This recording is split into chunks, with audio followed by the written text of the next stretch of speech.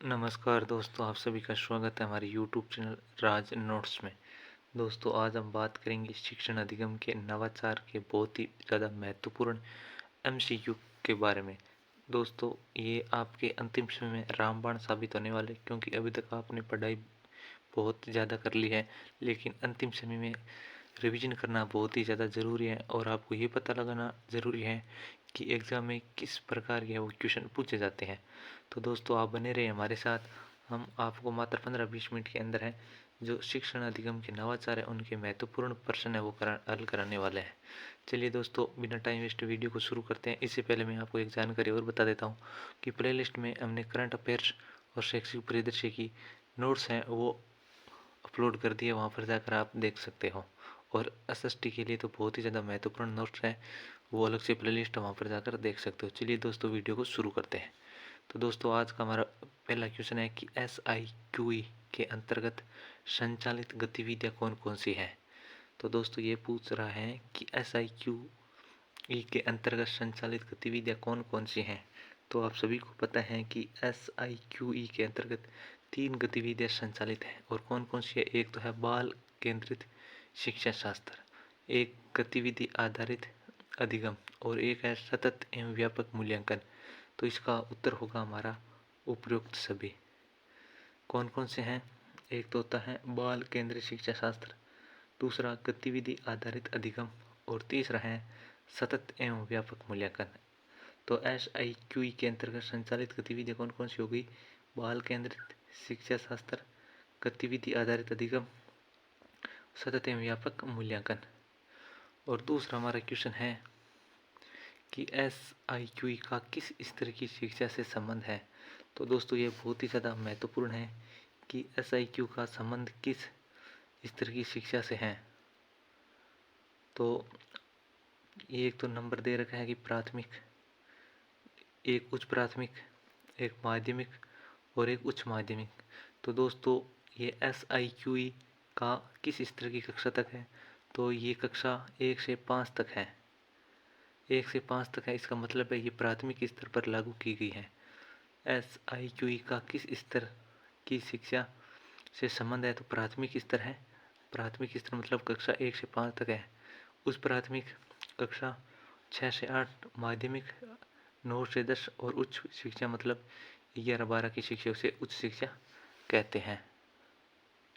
Question number 3 के बारे में बात करते हैं कि SIQE कार्यक्रम के कौन से उद्देश्य हैं, मतलब इसके उद्देश्य कौन कौन से हैं।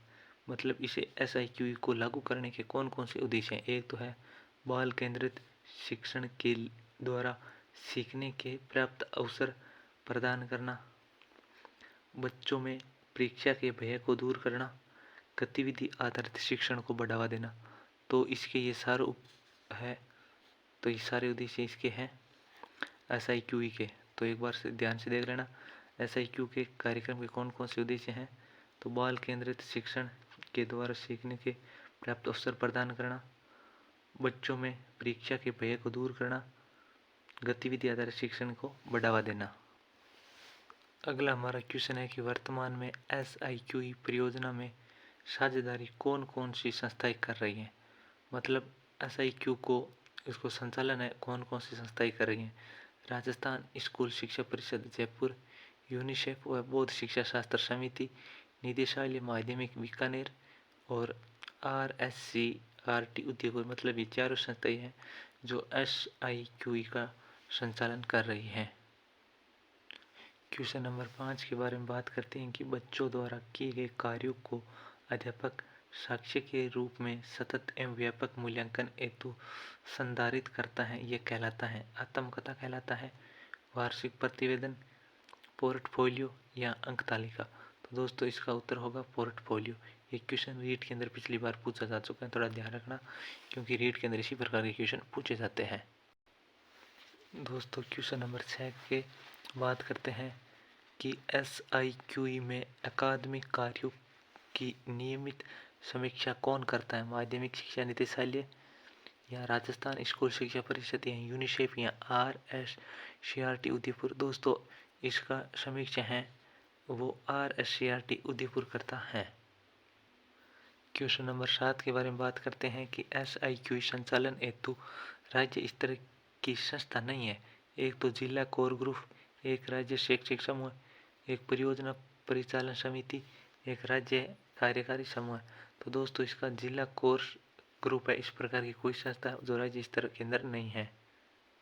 क्वेश्चन नंबर 8 के बारे में बात करते हैं कि SIQ के क्रियान्वयन हेतु समन्वय की भूमिका कौन निभाता है? शिक्षा मंत्री या राजस्थान स्कूल शिक्षा परिषद या माध्यमिक शिक्षा निदेशालय या उच्च शिक्षा विभाग? तो दोस्तों इसका उत्तर होगा माध्यमिक शिक्षा निदेशालय। SIQ के क्रियान्वयन हेतु समन्वय की भूमिका कौन निभाता है? तो माध्यमिक शिक्षा निदेशालय। तो ये बहुत ही ज़्यादा महत्वपूर्ण प्रश्न है, थोड़ा ध्यान में रखना। क्वेश्चन नंबर 9 के बारे में बात करते हैं कि SIQ का संचालन वर्ष है, मतलब इसका संचालन वर्ष कौन सा है? SIQ का संचालन वर्ष है वो 2015-16 के अंदर इसे लागू किया गया था। SIQ का संचालन वर्ष है वो 2015-16 है। आगे बात करते हैं कि SIQ का संचालन सर्वप्रथम 2015 में किस कक्षा में किया गया था? मतलब ये क्वेश्चन हमने पहले हल कर लिया है, मतलब प्राथमिक स्तर यानी कक्षा 1 से 5 होगा। क्वेश्चन नंबर 11 के बारे में बात करते हैं कि SIQ में शिक्षक की क्या दायित्व है? बाल केंद्रीय शिक्षा शास्त्र के अनुसार शिक्षण कराना, प्रत्येक बच्चे के अधिगम स्तर को जांचना और दर्ज करना, आधार रेखा मूल्यांकन के अनुसार पाठ्य योजना तैयार करना। तो दोस्तों इसका उत्तर होगा सभी। मतलब SIQ में शिक्षक के क्या दायित्व है? ये सारे शिक्षक के दायित्व है। वो बाल केंद्रीय शिक्षा शास्त्र के अनुसार शिक्षण कराएगा, प्रत्येक बच्चे के अधिगम स्तर को जांचेगा, फिर दर्ज करेगा और उसके आधार रेखा मूल्यांकन के अनुसार पाठ्य योजना तैयार भी करेगा। अगला हमारा क्वेश्चन है, क्वेश्चन नंबर 13 के बारे में बात करते हैं कि शिक्षा वाणी कार्यक्रम के अंतर्गत हवा महल कार्यक्रम का प्रसारण किया जाता है प्रत्येक रविवार को या प्रत्येक बुधवार को या प्रत्येक सोमवार को या प्रत्येक शनिवार को? 13 नंबर क्वेश्चन का आंसर है वो आपको कमेंट बॉक्स में बताना। इसका आंसर मैं नहीं बताऊंगा, आप कमेंट करके बताइए कि शिक्षा वाणी कार्यक्रम के अंतर्गत हवा महल कार्यक्रम है उसका प्रसारण है वो कब किया जाता है। आगे बात करते हैं क्वेश्चन नंबर 14 के बारे में कि निम्न में से कोरोना काल के दौरान प्रारंभ किया गया कार्यक्रम नहीं है। मतलब इनमें से कौन सा कार्यक्रम है जो कोरोना काल के अंतर्गत प्रारंभ नहीं किया गया था? एक शिक्षा वाणी कार्यक्रम, SIQ कार्यक्रम, इस्माइल कार्यक्रम या शिक्षा दर्शन कार्यक्रम? ये तो सभी को पता होगा कि इसका है SIQ कार्यक्रम, क्योंकि ये 2015-16 के अंतर्गत चलाया गया था। हमने पहले इसके अंदर बात कर ली है। मतलब निम्न में से कौन सा कार्यक्रम है जो कोरोना काल के अंदर नहीं चलाया गया, तो वो SIQ कार्यक्रम है।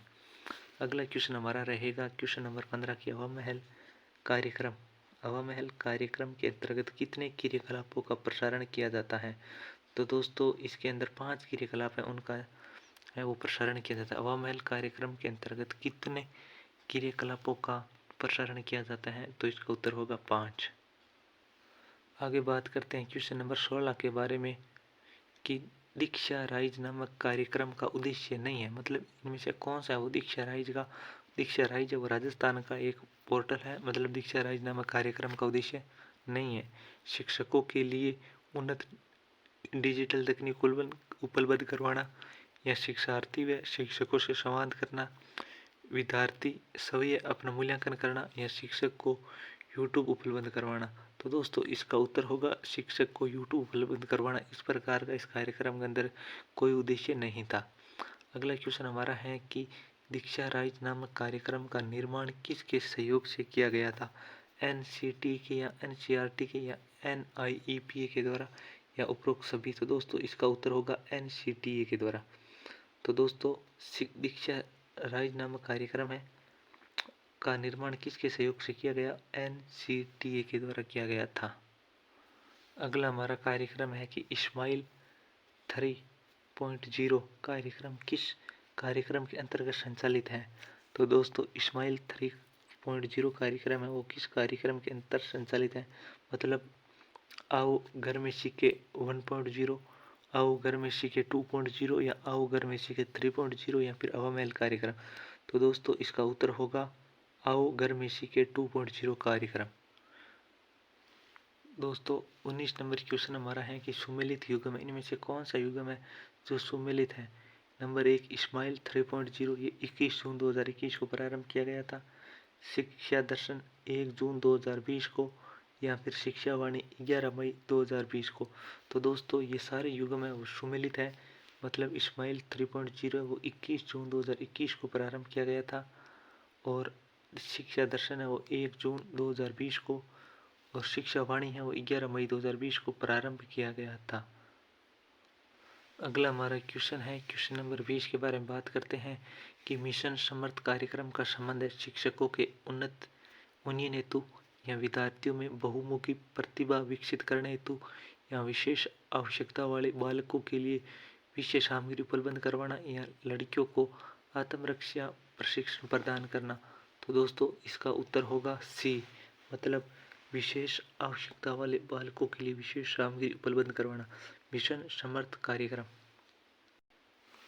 अगला कार्यक्रम के बारे में बात करते हैं, कार्यक्रम 21 के बारे में, कि इस्माइल कार्यक्रम के चरणों के संबंध में गलत युग्म है। निम्न में से मतलब एक युग्म कौन सा है जो गलत है। इस्माइल प्रथम चरण है जो 13 अप्रैल 2020 को प्रारंभ किया गया था, या इस्माइल द्वितीय चरण है जो 2 नवंबर 2020 को, या इस्माइल तृतीय चरण है जो कि 21 अप्रैल 2021 को प्रारंभ किया गया था।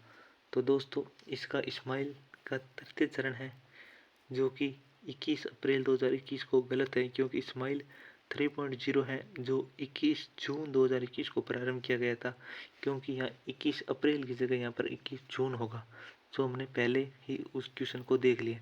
तो दोस्तों ये क्वेश्चन, इनमें से आपको कितने क्वेश्चन है जो आप सही कर पा रहे हो, कमेंट बॉक्स में ज़रूर बताना कि आपके कितने क्वेश्चन है वो सही हो रहे हैं। अगले क्वेश्चन के बारे में बात करते हैं, क्वेश्चन नंबर 22 के बारे में, कि ई कक्षा में तैयार वीडियो अपलोड किए गए थे मिशन ज्ञान ऐप पर, या ई मित्र पर, या मिशन समर्थ ऐप पर, या मिशन अमृत ऐप पर। दोस्तों ई कक्षा में तैयार वीडियो अपलोड किए गए थे मिशन ज्ञान ऐप पर, या ई मित्र पर, या मिशन समर्थ। तो दोस्तों इसका उत्तर होगा मिशन ज्ञान ऐप पर। आगे बात करते हैं क्वेश्चन नंबर 28 के बारे में, कि दीक्षा का आदर्श वाक्य क्या है। तो इसमें आदर्श वाक्य, हमारे शिक्षक हमारे नेता, हमारे शिक्षक हमारा भविष्य, हमारे शिक्षक हमारे नायक, या हमारे शिक्षक राष्ट्र निर्माता। तो दोस्तों इसका उत्तर होगा कि हमारे शिक्षक हमारे नायक है, ये दीक्षा का आदर्श वाक्य है। आगे बात करते हैं कि FLN का पूर्ण रूप क्या है। FLN का पूर्ण रूप क्या है। Fundamental literacy and numeracy, fundamental literacy and numeracy, fundamental literature and numeracy, या फंडामेंटल लर्निंग एंड न्यूमेरेसी। तो दोस्तों इसका उत्तर होगा फंडामेंटल लिटरेसी एंड नंबरेसी। तो इसका आंसर नंबर 2 है वो सही होगा। अगले क्वेश्चन की बात करते हैं कि दीक्षा राइज पोर्टल विकसित किया गया था राजस्थान शिक्षा विभाग व NCT के द्वारा, राजस्थान शिक्षा विभाग व NCERT के द्वारा, या NCERT व MHRD के द्वारा, या NCERT व शिक्षा विभाग के द्वारा।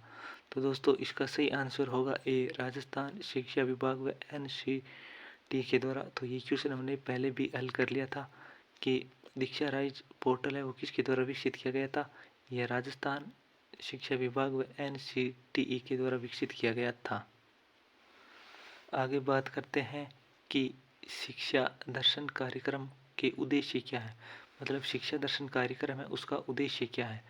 शिक्षार्थी तक, मतलब विद्यार्थियों तक सहज व सरल माध्यम से शिक्षण सामग्री पहुंचाना, या इसका उद्देश्य बच्चों देखो ज्ञान बढ़ाओ पढ़ते जाओ बढ़ते जाओ, या फिर कोविड-19 के दौरान बाधित हुई पढ़ाई के कारण विद्यार्थियों को उसके स्तर तक लाना, या उक्त में से कोई नहीं। तो दोस्तों इसका आंसर क्या होगा।